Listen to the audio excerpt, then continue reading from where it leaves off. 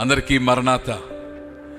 దేవుని వాక్య గ్రంథమైన బైబిల్ను ఆధారము చేసుకుని వాక్సత్యమును మీ జీవితంలోనికి తీసుకుని వచ్చి దేవుని వలన మీరు రూపాంతరము చెందవలనని, క్రీస్తు యేసుని రెండవ రాకడ కొరకు మీరు సిద్ధపడవలనని మేము చేయుచున్న జీవాహారమును, ఈ అనుదిన ఆధ్యాత్మిక కార్యక్రమము మీకు ఆశీర్వాదకరముగా ఉన్నదని మేము నమ్ముచూ ఉన్నాము.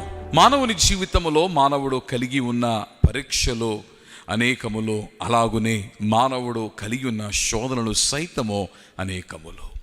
క్రొత్త నిబంధనలో మానవుడు ఎదుర్కొనొచ్చు ఉన్న ఈ పరీక్షలను బట్టి, మానవుడు కలిగి ఉన్న శోధనను బట్టి తన విశ్వాస విషయమై ప్రోత్సహించుటకు గాను యాకోబు తాను వ్రాసిన పత్రికలోని మొదటి అధ్యాయములో 5వ వచనములో ఒక గొప్ప సత్యమును చదువరులకు తెలియచేయచ్చు ఉన్నాడు. దేవుని యొక్క వాక్యము ఈ రీతిగా వ్రాయబడినది: మీలో ఎవరికైనాను జ్ఞానము కొదువుగా ఉన్న ఎడల అతడు దేవుని అడుగవలెను, అప్పుడది అతనికి అనుగ్రహింపబడును. సాధారణంగా మనము బలహీనముగా ఉన్నప్పుడు మనకు కావలసినది బలమని మనము ఎంచి ఉన్న వారమై ఉన్నాము.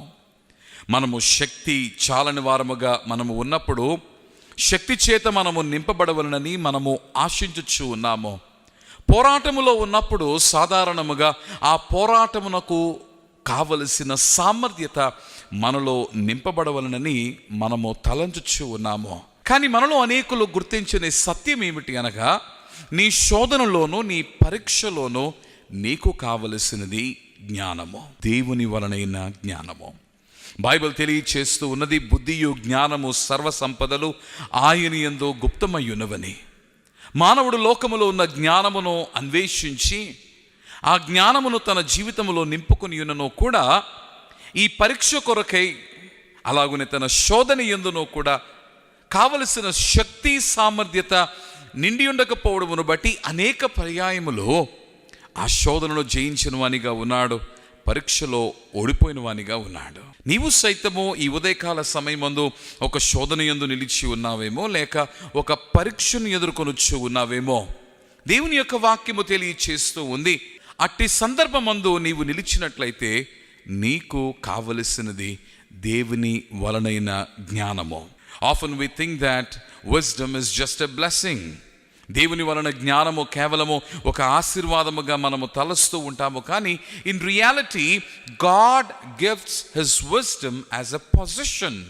నిత్యము మనతో ఉండులాగున, మన సొత్తుగా ఉండులాగున దేవుడు తన జ్ఞానాన్ని నీకును నాకును ఇచ్చుచూ ఉన్నాడు. దేవుని యొక్క సంకల్పములో, దేవుని యొక్క ఉద్దేశములో ఎవరైతే ఇట్టి దైవ జ్ఞానముతో నింపబడుచున్నారో, దేవుని వలన అనుగ్రహింపబడు జ్ఞానముతో తన జీవితమును జీవిస్తూ ఉన్నారో, those are the people who would see and experience life the way God intended it to be. దేవుడు రూపించిన జీవితమును అట్టివారే అనుభవించువారై ఉన్నారు. దేవుని వలనైన జీవితము విజయ జీవితము. క్రీస్తును కలిగి ఉండటను బట్టి నీకు పోరాటములు తప్పవు. కానీ క్రీస్తును కలిగి ఉండటను బట్టి నీవు ప్రతి పోరాటమును, ప్రతి శోధనను నీవు జయించగలిగిన సమర్థుడివై ఉన్నావు. అందులో కొరకు నీకు కావలసినది ఏమిటి అనగా దేవుని వలనైన జ్ఞానము. అందుకని ఈ జ్ఞానముతో నింపబడిన వారు సొత్తుగా, స్వాస్యముగా దేవుని జ్ఞానాన్ని కలిగిన వారు, even in there adversities they are confident in God. By faith they are strong in their trials and temptations, because they knew that this were part of God's plan. అనేక పర్యాయములు నీ జీవితంలో ఎన్నో పరీక్షలను దేవుడు అనుమతించువాడై ఉన్నాడు.